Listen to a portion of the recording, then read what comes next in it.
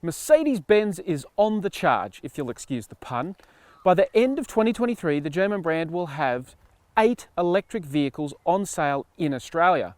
And the latest to arrive is this, the EQE sedan. Now let's start with the price, because there's a 3-model initial range that begins with the single motor EQE 300. We've got this EQE 350 4MATIC, and then we've got the performance-focused AMG 53 4MATIC Plus. Priced from $140,900, the EQE 300 comes generously equipped, as you'd expect from Mercedes. The highlights include the company's MBUX infotainment system and a large OLED screen that comes complete with a fingerprint scanner. And in keeping with the modern trend of giving everything a sporty flavour, both the EQE 300 and 350 come standard with AMG line exterior and interior packages. That means 20-inch AMG 5-spoke alloy wheels, an AMG-inspired body kit, and a grille complete with a unique pattern, as well as AMG sports seats and a multi-function sports steering wheel trimmed in Napa leather. At just under $135,000 and with a claimed range of slightly more than 500 kilometres, the EQE 300 does make a strong value argument both in terms of its technology and luxury. The EQE 350 gets a dual motor powertrain and increases the price tag to nearly $155,000. But while the range drops to 462 kilometres, there is a significant performance increase. As Tesla demonstrated so well with the original Model S, by building an electric car that's also a luxury car, some of the sting is taken out of the price. So for example, the EQE 300 only costs a few $1,000s more than an E-Class sedan with a hybrid powertrain. Although that equation doesn't quite translate as well to the AMG EQE 53, which costs more than $200,000, which is nearly $40,000 more than an E53. Still, against its electric peers such as the Audi e-tron GT, Porsche Taycan, and BMW i4 and i7, it's priced very competitively. Now for more details on the EQE sedan, make sure you check out my in-depth written review at carsguide.com.au. Sensual purity. No, that's not the name of a website you shouldn't be visiting at work. It's what Mercedes-Benz calls its current design language. The themes that have really defined all of its EQ models, including the EQE sedan. To be frank, it's a polarizing design. Mercedes-Benz was a brand that was once renowned for its angular design, its crisp lines. These days though, the cars are shaped by the wind tunnel. You can see this swooping roof line that really does make it, according to Mercedes, one of the most aerodynamically efficient cars on the planet. But whether or not you think that's function over form or a perfect blend of both will depend greatly on your own perspective. Inside, it's a similar story with those sort of sweeping lines carrying over in terms of design. You can see here the dashboard really wraps around you, really sort of envelops the front seat occupants. One thing to note about it though is it is a very high set dashboard. It's very, very tall, and with this steeply raked windscreen, it does sort of give you a very different perspective, although visibility is good. In terms of the other design elements, it's very much Mercedes-Benz, but with a modern touch. You've got digital screen for the instruments, this large digital screen here for the infotainment system. So overall, it does sort of blend those traditional elements you expect from Mercedes-Benz with some really contemporary design touches. As I just mentioned in the design section, it is a very contemporary interior design layout, but it's also got some clever touches because it sits on a bespoke electric vehicle platform. Mercedes has made really good use of the space. So you've got your traditional you've got some cup holders, a smartphone charger here, but underneath you've got an extra shelf down there that's quite large, and you can get probably a handbag or a bunch of small items in there. You've got a center console box here that's lidded. So overall, it's got actually a lot of really practical elements. And if you're wondering, yes, you can get the hyper screen, the huge double display that actually takes up this whole center section of the dashboard.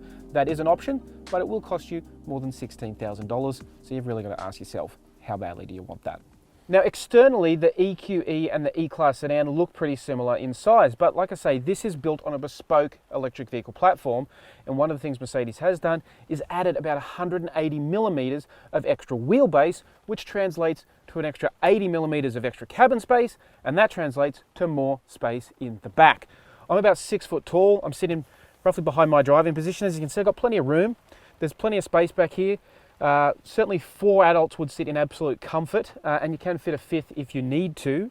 It is a little sparse back here. This is the 350. We have got this blank here, which is sort of suggests that we're missing out. We've got some cup holders too though, so you can sit in relative comfort in the back here.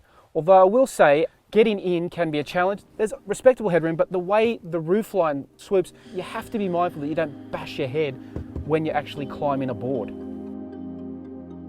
The boot is a respectable 430 litres, but unfortunately the packaging of the platform doesn't allow for any under-bonnet storage, or frunk if you prefer, so it does miss out on what is quickly becoming a popular EV feature.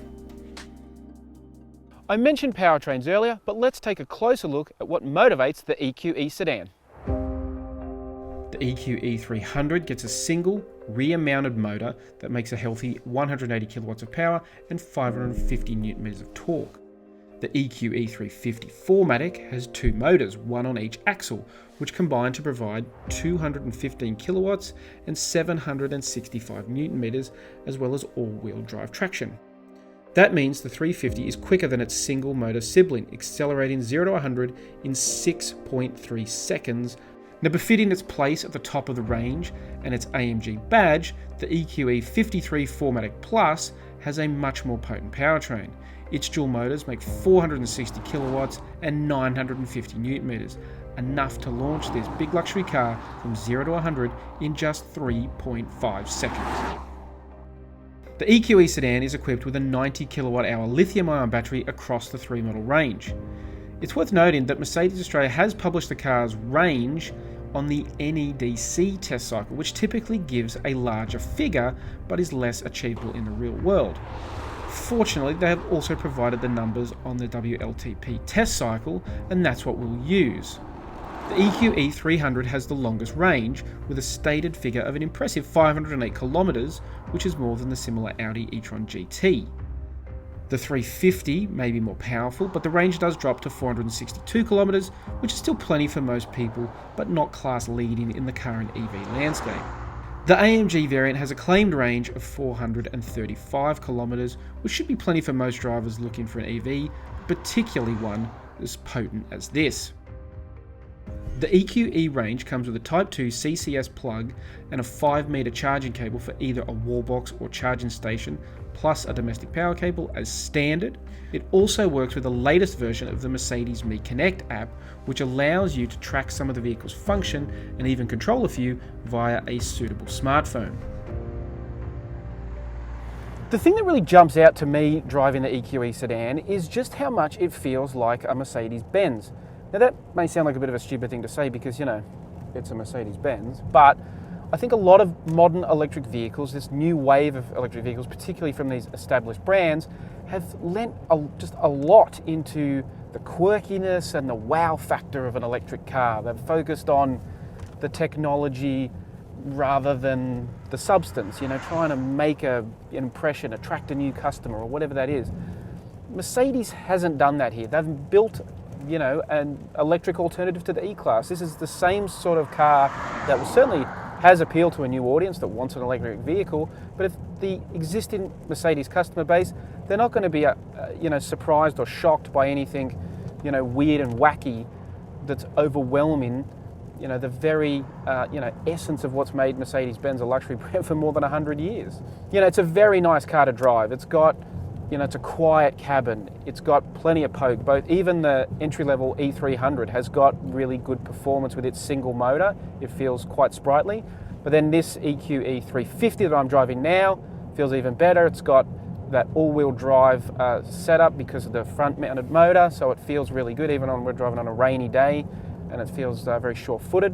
And of course, the AMG 53 then takes everything to the next level, and it certainly does feel like a very, very rapid car. Although, of course, you know, without that exhaust note, without the soundtrack, you know, as an AMG, the 53 does feel a little bit like it's missing something. It's just lacking that impact that AMGs with the big loud motors have.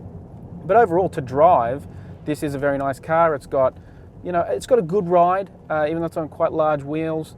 You know, it's a very big car. The problem with electric vehicles, obviously, is you're trying to control so much weight. It can be a challenge, but the suspension does a good job of soaking up the bumps. The steering's quite direct. The chassis feels very responsive when you're, you know, throwing it through some corners. We've driven through some nice twisty roads on the outskirts of Melbourne, and it has felt really comfortable, sure-footed, you know, fun even.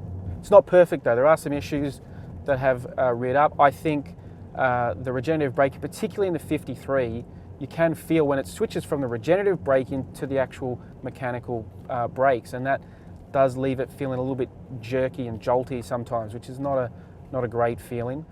So at the end of the day, Mercedes has really just lent into its strengths and produced, you know, a car that really just sort of nicely complements the rest of its range. It expands the range, gives people more choice, but still gives them a choice that is utterly a Mercedes-Benz to drive.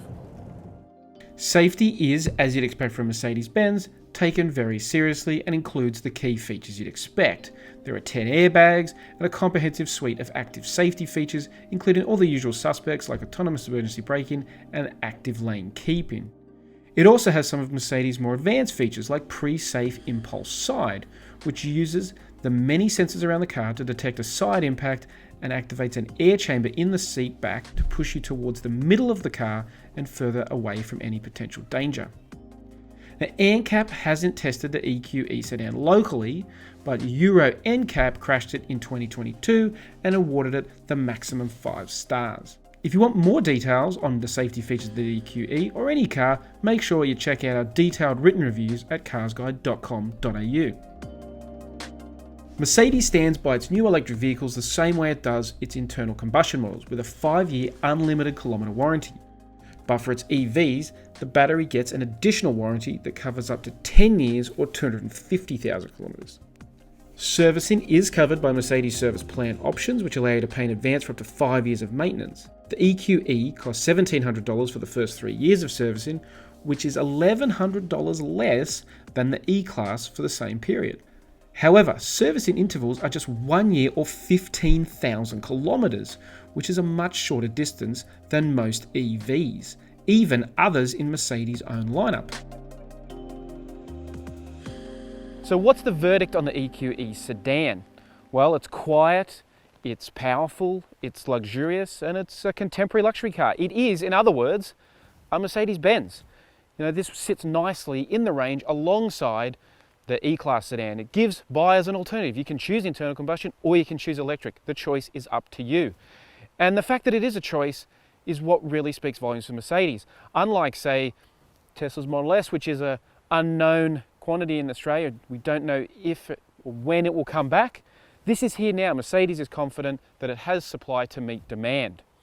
So the brand is really pushing forward to an electric future full speed. Now, if you want to know more about the EQE or any electric car, make sure you check out carsguide.com.au and our in-depth EV guide.